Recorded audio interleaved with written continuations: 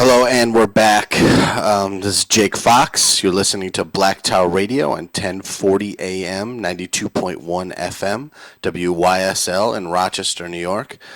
Today our guest is Richard J. Dewhurst. He's the Emmy Award-winning writer of the HBO feature documentary Dear America, Letters Home from Vietnam. A graduate of NYU with degrees in journalism, film, and television, he has written and edited for the History Channel, the Arts and Entertainment Channel, PBS, Fox Television, and Fox Films, ABC News, TNT, Paramount Pictures, and the Miami Herald. He lives in Vermont, and today we will be discussing his book, The Ancient Giants That Ruled America. Hi, Richard. Welcome to the show. Pleasure to be on with you, Jake. Yeah, so first question. What got you into this subject area? Well, the short answer is that I'm tall. I'm almost 6'6", and over the years, I just developed a fascination with giant stories. So I began collecting them, and several years ago, I subscribed to a couple of online newspaper archive services and decided to look into the subject. And at first, I didn't meet with a lot of success. Then I started to use word search. I think the first headline I put in was Giant Skeletons Unearthed, and I got about 30 hits off that. And then in the next several months, I dove into the research very deeply, and I ended up with over 800 articles of giant finds in every state in the United States, all the way from Maine to Florida and out to Catalina Island in California. And what I found changed my thinking about American history totally. Yeah. Abraham Lincoln once said in a speech at Niagara Falls, New York, "When Adam first came from the land of his maker, then as now, Niagara was roaring here. The eyes of that species of extinct giants whose bones fill the mounds of America have gazed on Niagara as ours do now. These bones are found all across America, as are the mounds. How extensive in number are the mounds/burial grounds projected to be by you or others?" Well, the Smithsonian's own reports said that they estimated there was over 100,000 mounds in the East Coast alone, and since the majority of mounds are found along the Mississippi River, various estimates are in the hundreds of thousands to probably 500,000 mounds in the entire country. People under the misapprehension there's no mounds out west, when in fact the west is covered with them, as is the rest of the United States.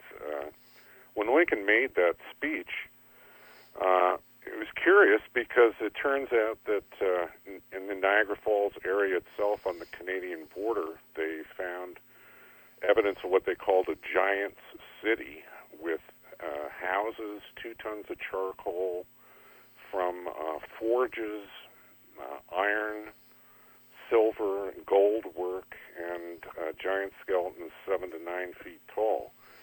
A little farther away from there in Cayuga, New York, they found what they called the Cemetery of Giants. That was 200 skeletons, 7 to 9 feet tall. Further down New York State on the Pennsylvania border, they found another cemetery of 150 giants.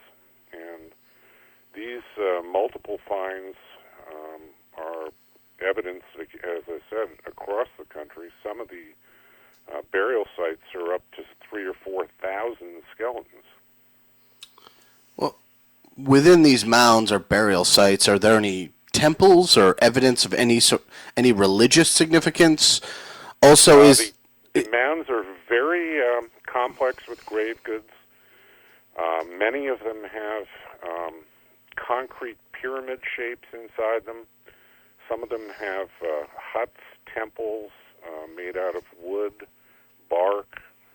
The skeletons themselves are often found in ceremonial burial positions, with the central burial being of a giant who's often covered in copper jewelry, copper crown, swords, copper armor, mica, pearls in Ohio. Some of the mound sites in Ohio had over 500,000 freshwater pearl found in them, with the giant's mouth often stuffed with pearls.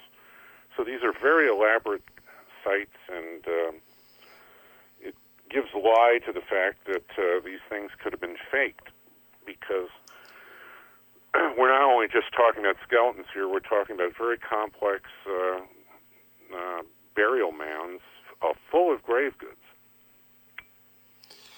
Is there any evidence, based on the way these beings were buried, of any sort of hierarchical social structure, like royalty or clergy or anything like that? Well, mostly they're ceremonial burials. In some cases, there's suggestions of sacrificial burial rites. There's arrangements, some called the sun circle burials, where the major central burial will be surrounded by 8 to 10 other males buried in a circle with their feet pointing inwards. Tennessee, Kentucky burials, they found monolithic standing stones, 4 of them surrounding the giant in the center. In one case in Tennessee, it was a 9-foot giant was found with a blonde-haired girl. Then out in California, in Catalina Island, extremely complex burials out there. And that's a whole story we should probably get into. I don't want to chip at it, but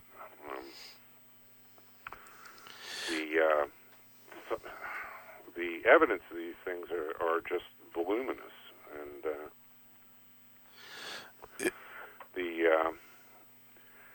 some of the areas, especially in Kentucky and Tennessee, they found petroglyphs, things like that, indicating religious ornaments. One case, they found a statue with articulated arms on top of one of the mounds that they posited was a goddess of some kind. So, you do get... And then in the Newark burial mounds were numerous giants. That's in Ohio. They found what they called a Decalogue stone, which had a condensed version of the Ten Commandments on it, as well as a ritual cleansing bowl that much later was identified as something typical of the Second Temple from Jerusalem. And there's hieroglyphic writing found in Iowa in the Braidner stones, and these things were also all called forgeries by the Smithsonian.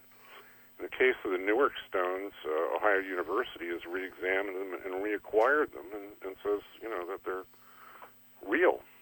So, well, I mean, that gives me two thoughts. The Hebrew that you're talking about makes me think of Mormons, and also the what you're talking about, the monoliths and things. It lends me to believe that there had to be a fairly large gathering of population, like cities or towns. Have they been found at all or anything? Absolutely.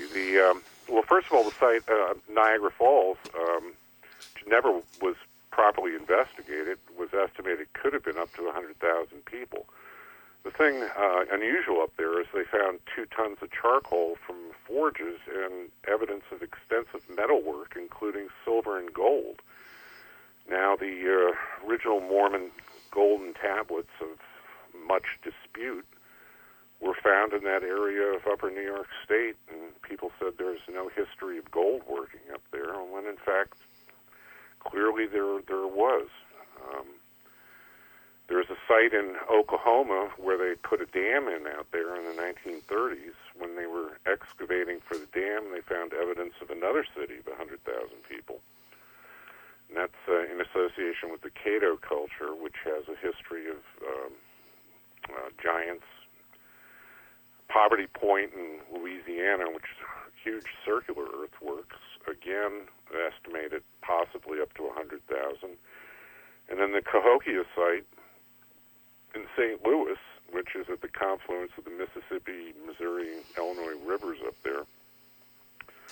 originally was estimated at 60,000. They've been doing sewer and road work in St. Louis in the last couple of years, and they've uncovered extensive ruins that they didn't know about, and they've upped the estimate there to 100,000.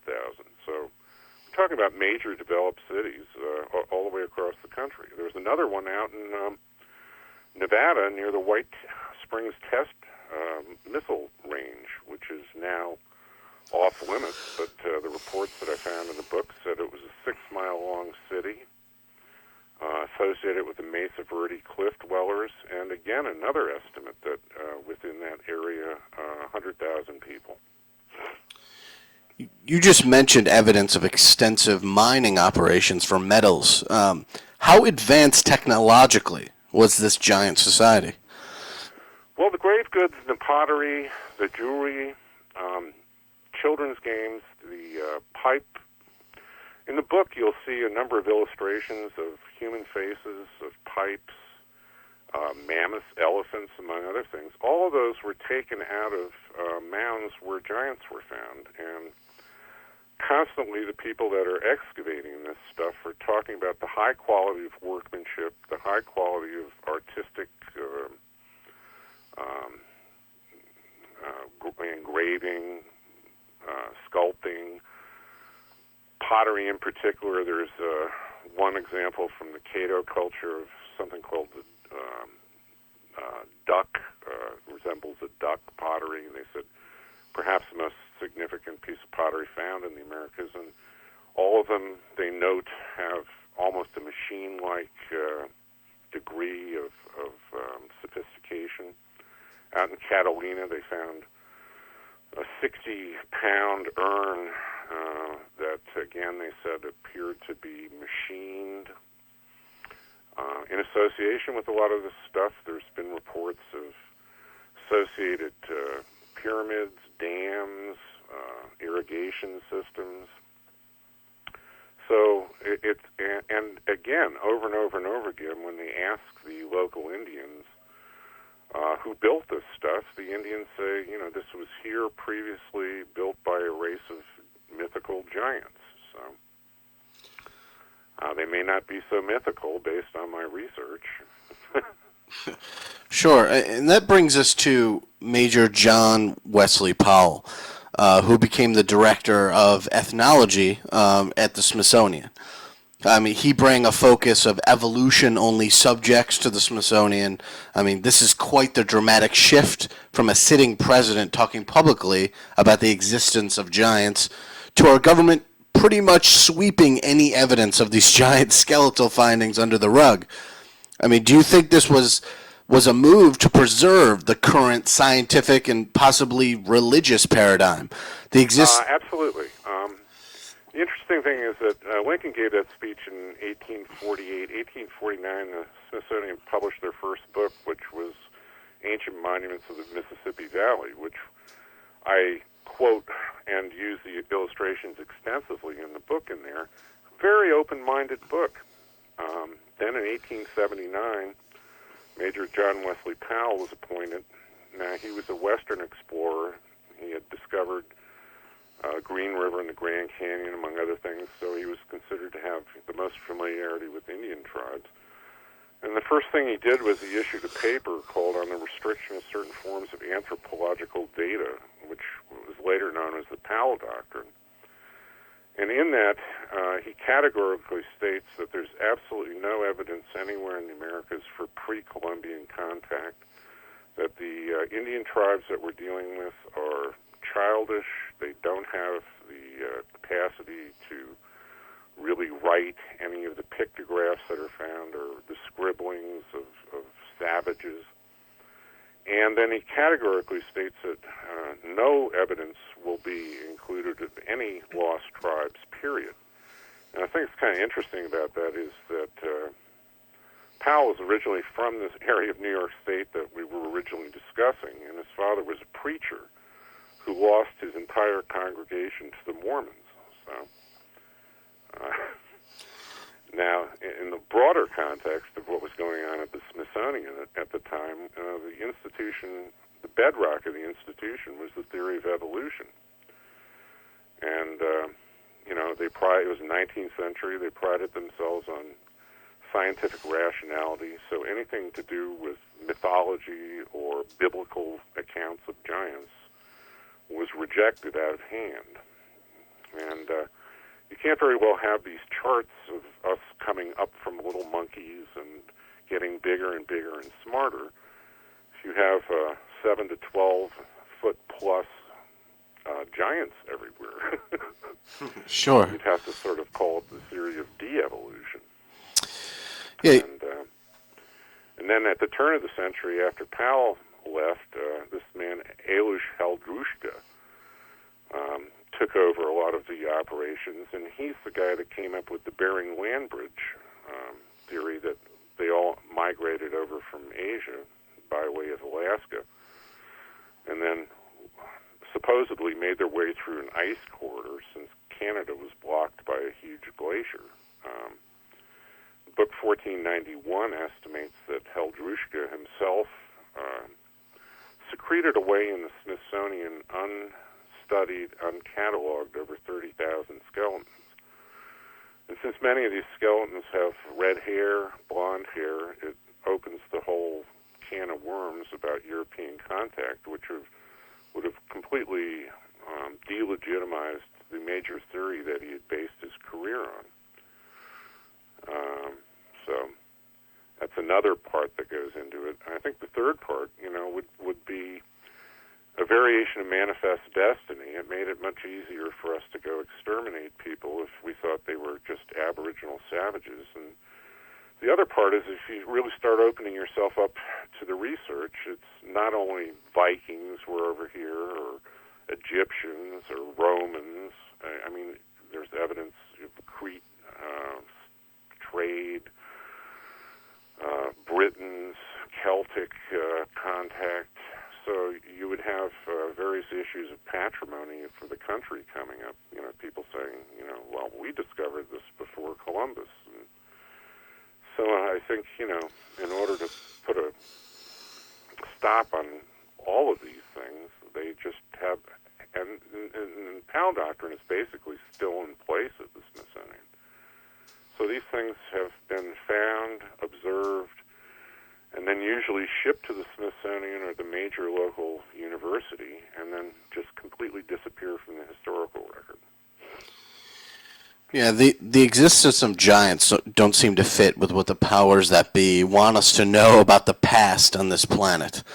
Brian Forster, who's doing all of that work with the elongated skulls in Peru, he's found skulls that have red hair. The Paracross skulls down there. He's doing an amazing job on them. They've started DNA studies on them, and they're finding that they don't have a DNA profile that fits the human genome pattern. So.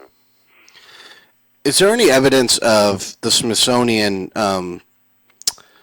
cracking under the pressure of all of the attention that's being brought to this issue now, or even any sort of submitting to the interest surrounding this issue?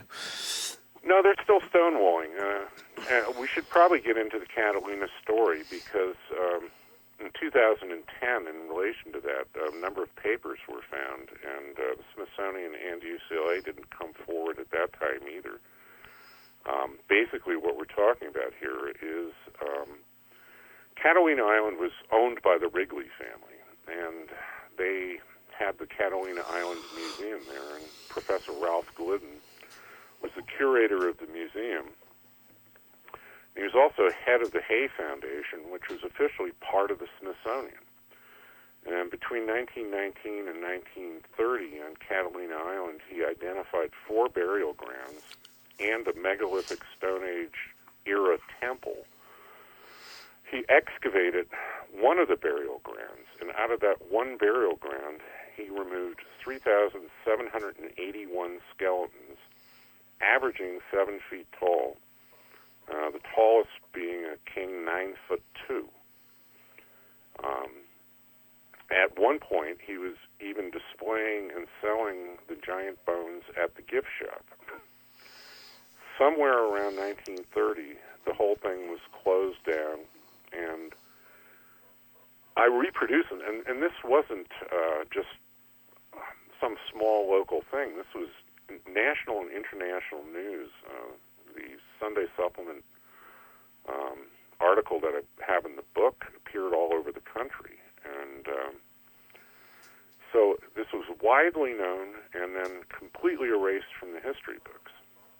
Now, about 2-3 years ago, the newly incorporated museum, which is now the Catalina Island Museum, they were back in storage doing research for a thing on World War II, and they ran across several boxes of Ralph Glidden's material. Now, over the years, they've called Ralph Glidden a crackpot amateur archaeologist, when in fact he was a professor, a curator of the museum, and officially part of the Smithsonian itself. In these boxes, they found field notes, excavation journals, detailed accounts of the finds that they were making. And the curator there, just comes forward and says, boy, we'd heard some of these stories before, but we didn't know this stuff was here. We'd never seen any of it before. Los Angeles Times does an article about it. They don't mention the 3,781 skeletons. They don't mention the giants. And supposedly the Fowler Museum at UCLA has 200 of these, and in the book I reproduce that the Smithsonian itself has 536 negatives from Glidden's excavations. And neither one of those institutions came forward at the time and said anything. Are these being currently studied by anyone? I mean, who's overlooking this stuff? No one officially. I mean, the problem is that once the Powell Doctrine was put in place, by extension, it became the official policy of all the major universities. So, you don't get anyone studying this stuff. And in 1990, they passed what was called the NAGPRA law, and that's the Native American Grave Repatriation and Protection Act, which is really just a fancy way of saying it's a reburial policy. So essentially, any ancient skeletons that are found in the Americas are immediately turned over to the local Indians and reburied. And there's been a number of legal cases over the last 10 or 15 years, the most famous of which was the Kennewick Man out in Washington State. Kennewick Man, I think, was only 6'2", but basically these guys were up there watching a boat race, and there had been a big storm, and part of a hill on the river there had collapsed, and there was a skeleton sticking out, and they reported it. The police investigated, determined that it wasn't a recent murder. Then the university was able to start studying it, determined that it had no genetic similarity to the local Indians, and then preliminary tests, they found out that it dated to 7,000 BC. The local Indians stepped up their protests, and the federal government allowed them to take possession. And then what resulted was a 10-year legal battle that eventually many of the major anthropologists of the West Coast got involved in. And they were finally allowed to test the thing and found out that it had genome X markers, which indicated Northern European Caucasian background. But eventually the thing was still turned over to the Indians. And we've had similar cases with the NAGPRA laws across the entire country. So we're not seeing any skeletons anywhere. So how old are the oldest mounds and skeletons estimated to be? Well, again, it's very hard to go from the academic people. One of the most amazing stories in the book involves Spirit Cave, which is out in Nevada. And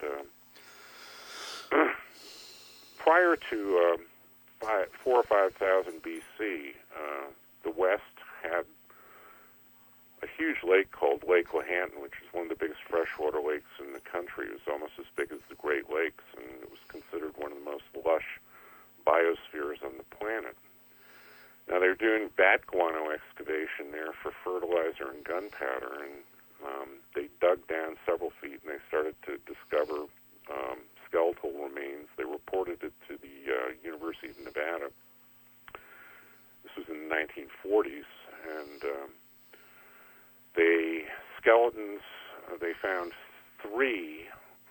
One was a giant, and two were in the 6'2" to 6'4" category. And the scientists said that they appeared to be 500 to 1,000 years old, and promptly filed them away. Several years ago, a scientist with the University of California heard about the story, went to Nevada, and was able to get his hands on these things. And he tested them and found out that they dated to 7,500 BC. And they're mummies, and they're wrapped in tule fiber, and it's a textile with a high degree of weaving that's completely outside of the realm of what was supposedly going on in that time period.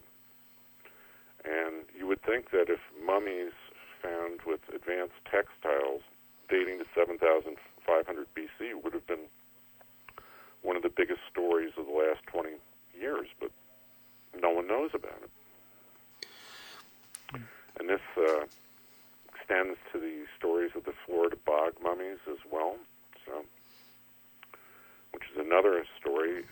The bog mummies themselves, we can't classify them as giants, but many of them are over 6 feet tall. They all have red hair, and that's an amazing story as well. They were putting a condo complex in Titusville, Florida, a little bit east of Disney World, and the developers began draining one of the ponds there and discovered that it had a peat moss base, and within the peat moss they started turning up skeletons that were ritually buried with oak stakes, had knotted red hair, and because the peat moss had preserved them so well, their intact brain tissue, soft tissue, they tried to get the state of Florida involved, couldn't get any money. They tried to get the federal government involved, no money. The developers themselves put up $60,000 for the excavation equipment. Finally, Florida State and the University of Florida, two of the professors there, raised private funds. They eventually took out 175 of these mummies, and they were dated as well to 7,500 BC. And once word that got out, it turns out in the west coast of Florida, there was a series of health spas on what they thought were ponds, which turned out to be cenotes, which are sort of hourglass-shaped lakes that went down 200 feet, and on the bottom of that, again, they found peat moss and ritual burials, some of which have been dated to 10,000 to 12,000 BC. So we're talking extreme antiquity here. Given the dates that you've provided, they had to have some sort of interaction with the Native American tribes. Oh, yeah. I'm not saying that America was, completely populated by giants, but the ruling class, based on the evidence from the Mounds, was a race of giants. I mean, several of the cases where we have cemeteries of giants, they seem to have been, discrete populations of giants, but in other cases, like in Illinois, there's a very famous site there, which was discovered in the 1930s by a farmer and then excavated by the University of Chicago, which involved, I think, around more than 3,000 skeletons. Again, ruling class giants, but general population, 5.5 to 6 feet. So it's mixed. But this class of giants appears all over the country, and again, every state in the Union. I had over 800 reports, and these are detailed, involving multiple eyewitnesses, university involvement, so on and so forth. I've got a field report from the Smithsonian in 1883 where they were excavating West Virginia, the mounds there.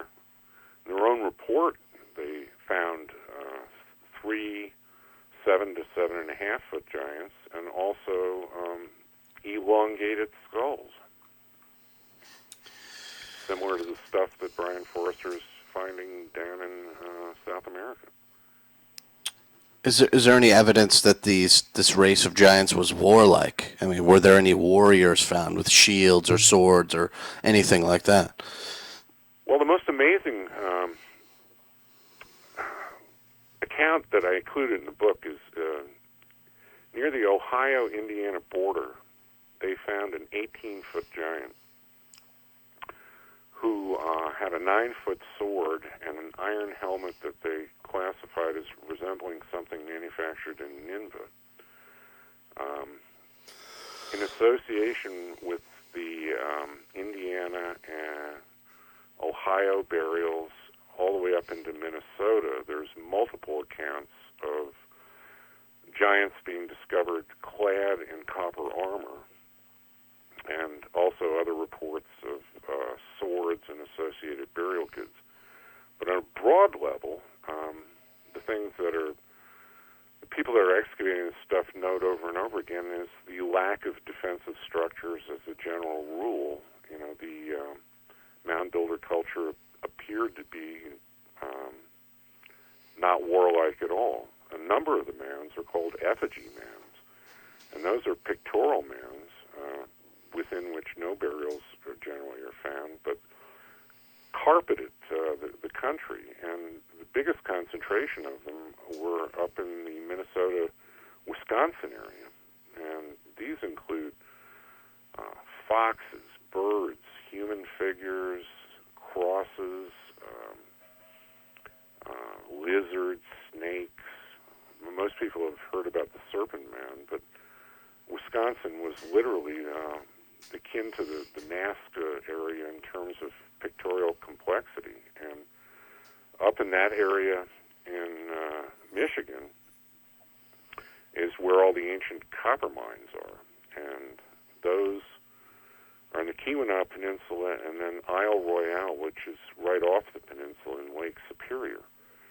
And Isle Royale is basically made out of copper, and because of a volcanic upthrust, all the sulfur was exposed to the air and it burned off. So the copper up there is almost 99% pure. And two professors wrote a book in the 60s based on the evidence up there and estimated that 1.5 billion tons of copper were taken out of there. The burial mounds in America, as I say, I mean, lots of copper jewelry and copper implements, but in no way can they account for where all this copper went. Up in the same area, a lot of alternative people have been looking into it, and I've seen reports of pictograms of ships resembling things from Crete. There's stories up there on Isle Royale and the associated areas reporting evidence of dams, docks, and a history of mining that extends back to 10,000 BC. And the local Indians refer to them as a prior race, and they call them the Ancient Ones. Now, are these findings relegated to North America, or is this a worldwide phenomenon? Worldwide. And the evidence, as in America, has been suppressed to one degree or another in the 20th century. If you go back, into religious accounts and, early dig, before archaeology became a science, you get huge numbers of reports all the way, through the British Isles, all the way through Europe. In the 90s in western China, they found a 6'6" red-haired tattooed mummy, and the wife, I think, was over 6 feet. They were dressed in tartan plaid. It's been identified as identical to the loom work in the British Isles. So for a variety of reasons, these things have been gradually scrubbed from the historical record. It's super interesting. I mean, is there any sort of evidence related to their demise, like a natural disaster or famine or war or anything like that? The Indian legends, the two most predominant ones say that natural catastrophe or disease were the two major contributors. Now, there's most detailed Indian legends concerning the giants involved the Lenape Indians, who originally supposedly were living out west. And as I told you, we've got the Spirit Cave mummies there dated to 7500 BC, Lake Lehanton, which was a lush biosphere at that time. And all these finds are in caves above 5,000 feet, which was the level of the lake back then. And there's remnants of that lake in Lake Tahoe, and then there's Lake Bonneville, which was, salt flats. And Lassen volcano supposedly destroyed that whole biosphere.